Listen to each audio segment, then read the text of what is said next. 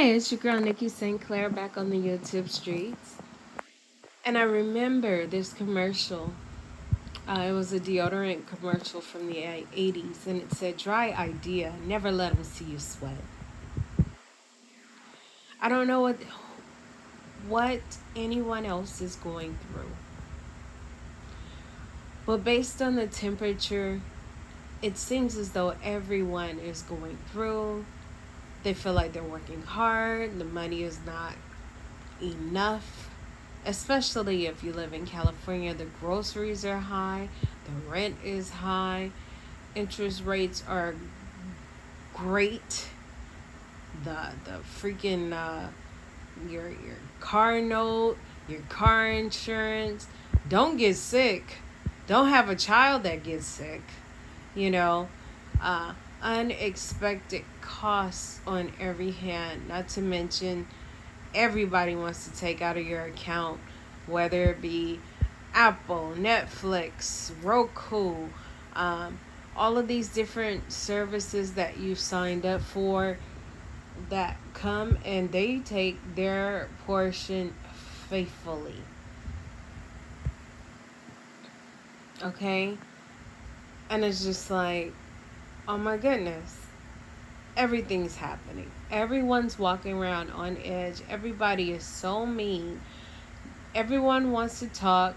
No one wants to listen. Everyone wants respect. But in return, they're giving disrespect. And I just want to let you know, guys, and I want to encourage you. You guys have a prayer life every day. Ask for God to give you peace beyond understanding, and ask God to increase your wisdom, because as God increases your wisdom and you begin to grow in Him, you will say less. You will say less because, number one, you'll realize who you're talking to, and no matter what you say, the end result is not going to uh, be productive. You guys are not going to come to an agreement. People are going to feel some type of way. So, you can just say, hey, I respectfully disagree, and let it be and move forward. You don't have to agree with everything. You don't have to sit up there and be fake and smile in a person's face or anything. But you honestly could be a person of few words and say, hey, I respectfully disagree. And I know for a fact, like when I was a kid, one thing I was not great at was reading, because I was dyslexic. I drew my E's backwards. I drew my 3's backwards, my B's and D's, my S's.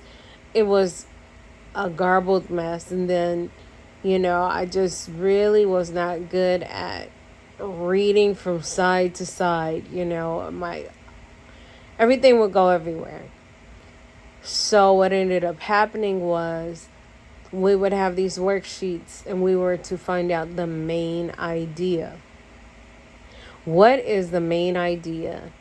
And with my skill set, I was able to skim, read over really fast and find the main idea. And what I did find was the main idea is either at the beginning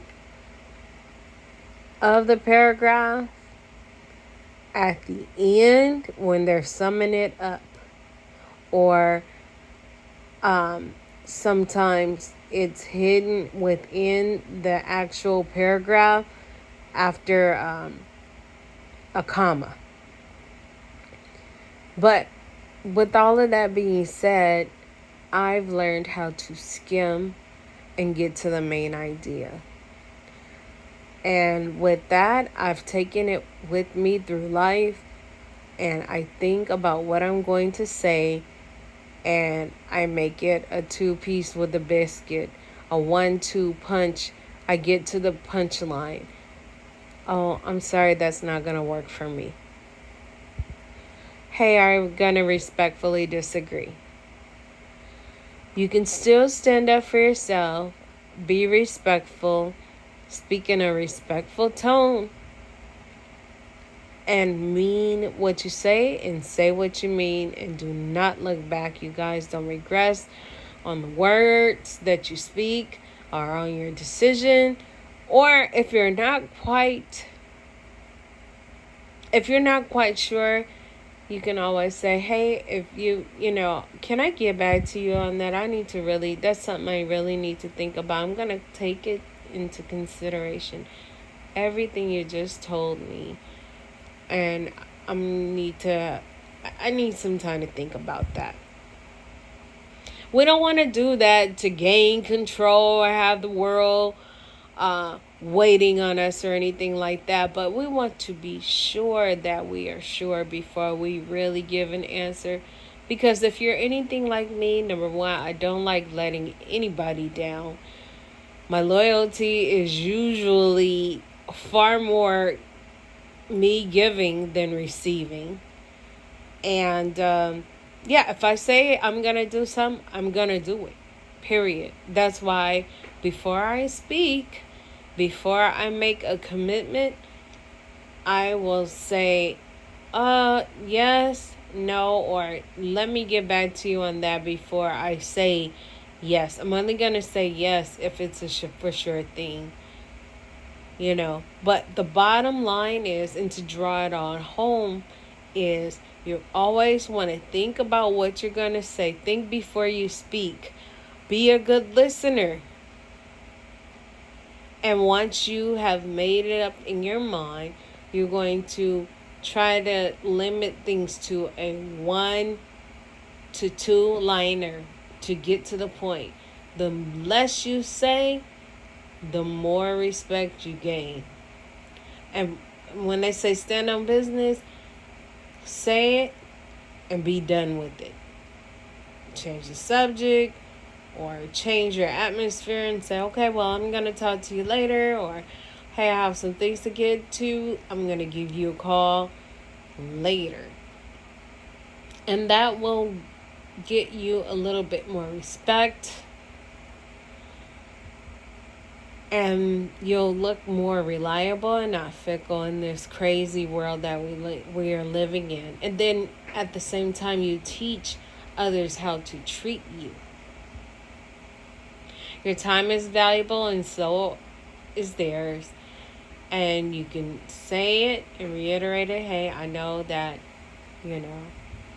this has an expiration. Do you mind if you give me a day or two and I'll get back to you? Never let them see you sweat. Don't ever allow anybody to put you in a corner. Or even if you're going through things, once you're in solitude, try to put on your best and act as if nothing bothers you guys. I can really tell you firsthand, I went through a bullying situation at work. I was already having some issues, and I went through a bullying situation at work, and instead of acting as if it was all good and coming to work happy and acting as if nothing bothered me, I began to separate myself. I began to just really just go into hermit mode at work. It was barely a hi and a bye. I just didn't have the strength to talk to anybody. I literally did not want to be. It was a time where I just didn't comb my hair. I would put on a hairnet. I'd leave my hair wrapped. I didn't wear any makeup. I did not know that I had low blood, so I'm wearing a jacket all day.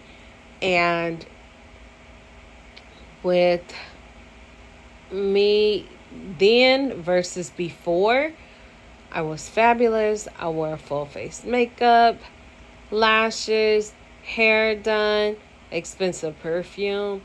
I came to work beautiful. And I looked like I cared about myself. And because of that, my coworkers would flock to me. Hey, what perfume is that? Where do you get your hair? Who does your hair? Oh, your nails are beautiful. All the time, showered with compliments. And I was never stingy. I would give the referrals out if anyone wanted to know. I was very gracious. Thank you so much. However, when the tide got high and management was bullying me and my coworkers were bullying me, and not to mention I had some outside things going on with me, it began to take a toll on me, y'all. It really began to take a toll on me. And the bullying was so overwhelming. I would just sit in my car and every morning pray. To this day, I pray every morning. I have my 5 a.m. prayer, but I would just pray Psalms 31. Psalms 91, the prayer of protection. I would pray. I'd ask angels to fight on my behalf because I didn't have the strength to get through the day on my own. And I knew without God, it just was no way. And even when I would get to that employee parking lot, I would sit there. I'd look and I'd say, dang, I got 5 minutes just to sit here. And I would just talk myself to get out of the car, y'all. I had to give myself a 1-2 count to get out of the car.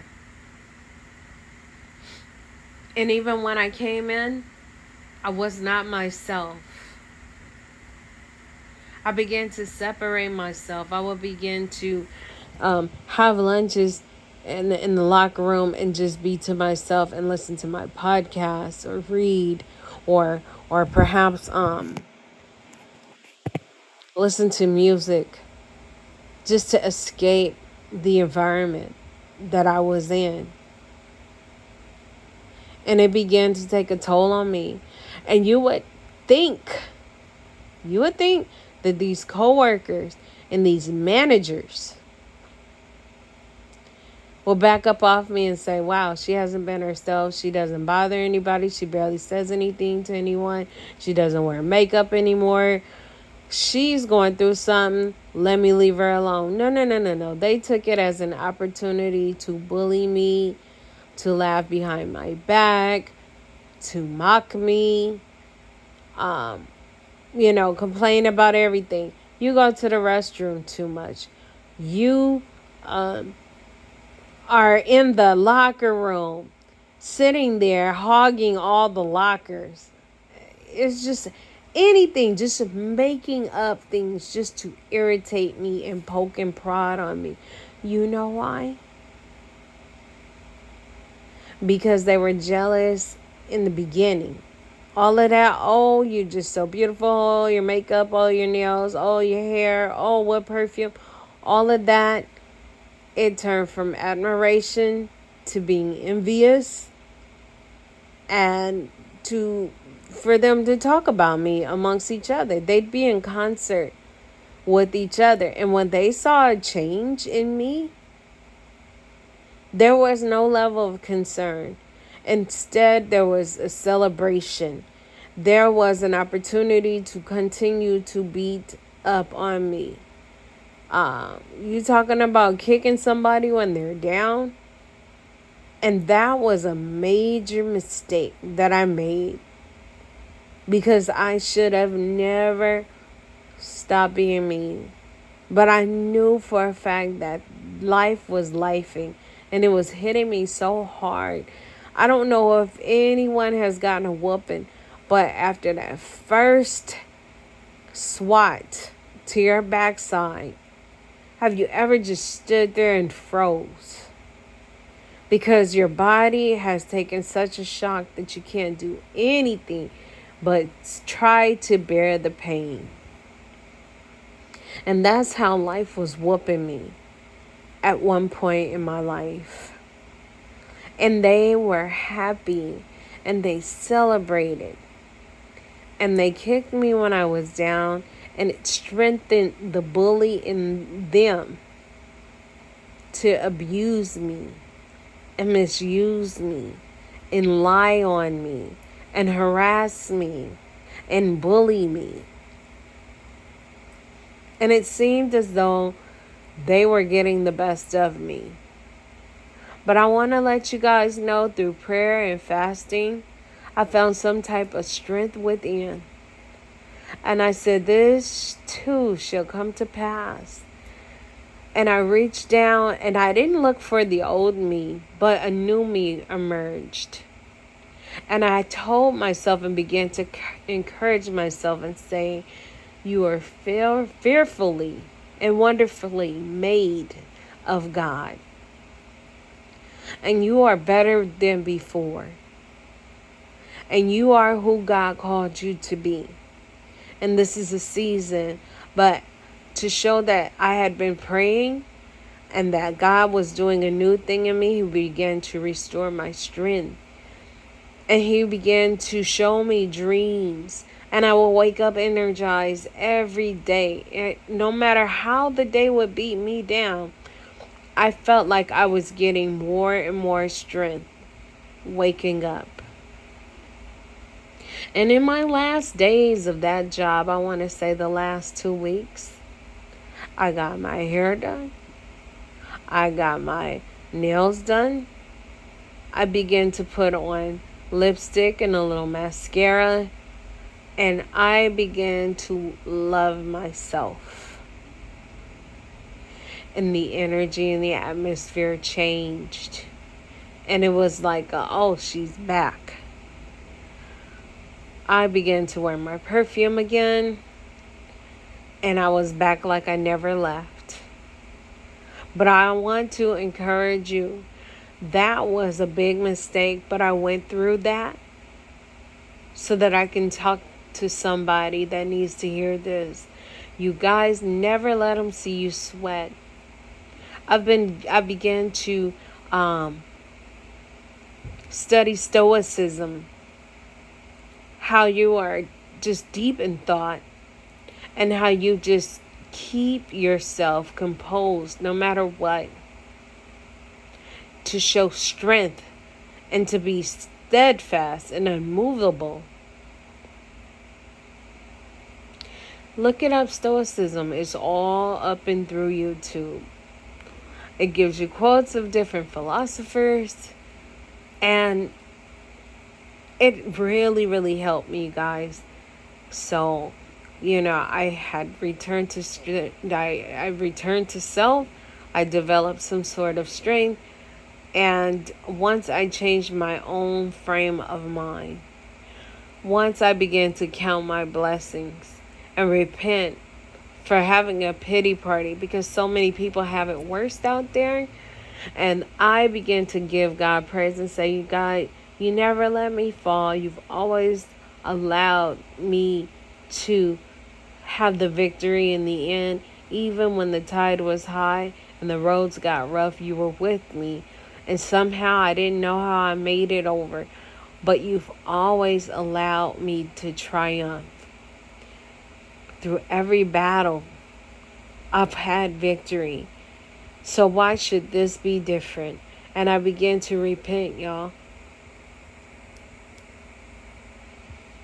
And I told God that I was sorry, that He had my back all of this time. And I began to act as if every prayer was answered. I began to act as if my bank account is full. I began to act as if I am me. I am whole. And I began to exercise that. And let me tell you, the enemy was defeated. The enemy was defeated.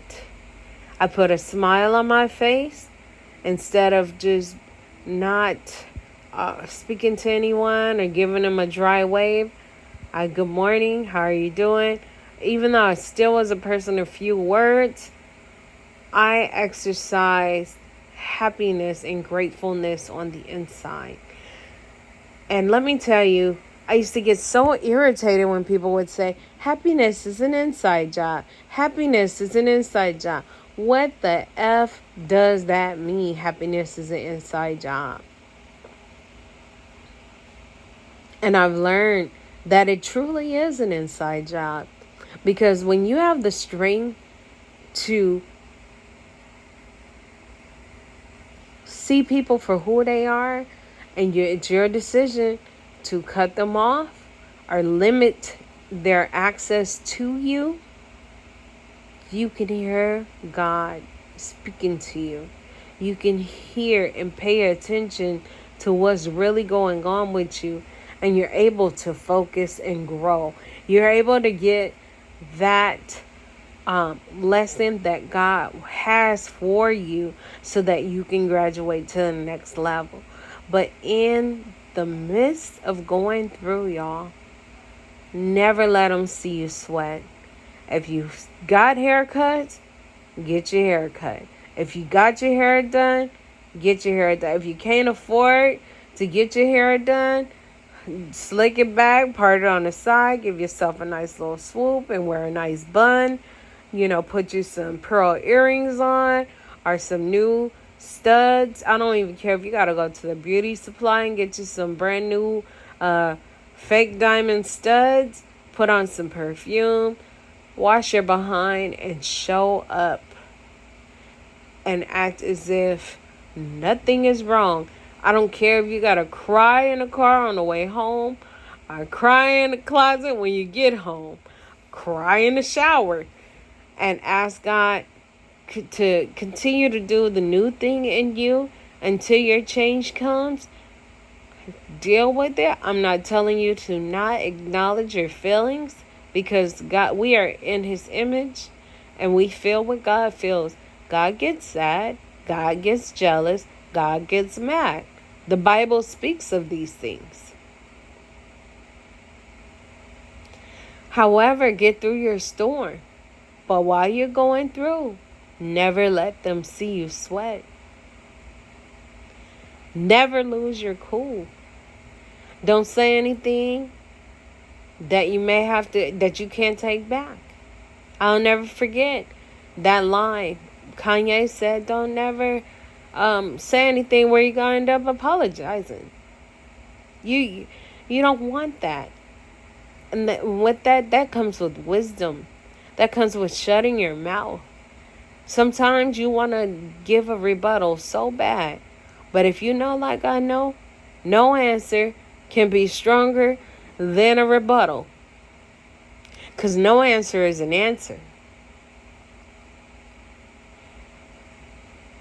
Anyways, I'm praying for your growth. That your wisdom increase. That you develop grace for yourself. That you forgive yourself and make better decisions. And that through that action, you would be able to teach the world how to treat you.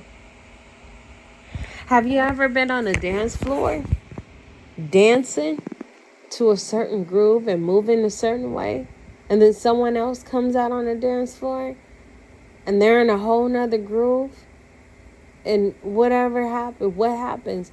They look at you and they start grooving like you, or you look at them and you start grooving a little bit like them naturally.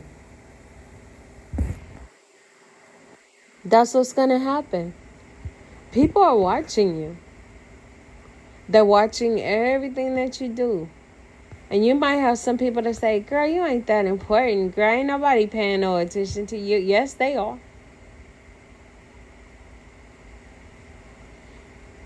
And you know what? The less you say, the more powerful you are. The more you do, the more powerful you are. The more powerful you become. And they're watching. They're expecting you to explode. They're expecting you to break down and cry. I remember looking at baby boy, and when I saw Melvin break down and say, "You just want me to go back to jail," I felt that, because I know how I am, and I know what's in me, and I know what I'm capable of doing under pressure. And Melvin nearly lost it and put Jody in a chokehold. And right then and there, he could have went back to jail. The mama could have caught him and started beating him up, and he could have gotten put out. But he had to regress. And he had to take the higher road in life. And in the end, by him regressing and taking the higher road, after he kind of lost it a little bit and got Jody together, Jody respected him. He took the higher road, and they were even able to cohabitate. So, with that said, don't ever let them see you sweat. Take the higher road. Know that it does not make you look like a punk, but it makes you look like you are in charge and you have control. And in fact, they follow up with an additional uppercut and a 1-2 punch to your ego, maybe they're exploiting something they know about you, or that's why this, or who do you think you are? People, you know how they get to talking like you're not in the room, like you don't know who it's directed to. Some people that wear red shoes around here, and they know you wear red tennis shoes, or whatever the fact in the matter is, just know that your silence is working. You're getting under their skin. And I encourage you not to react. Never let them see you sweat, y'all. I'm Nikki St. Clair. Thank you so much for tuning in. You could have been anywhere, but you chose to be here, and I'm forever grateful and thankful. Like, comment, and subscribe. Peace.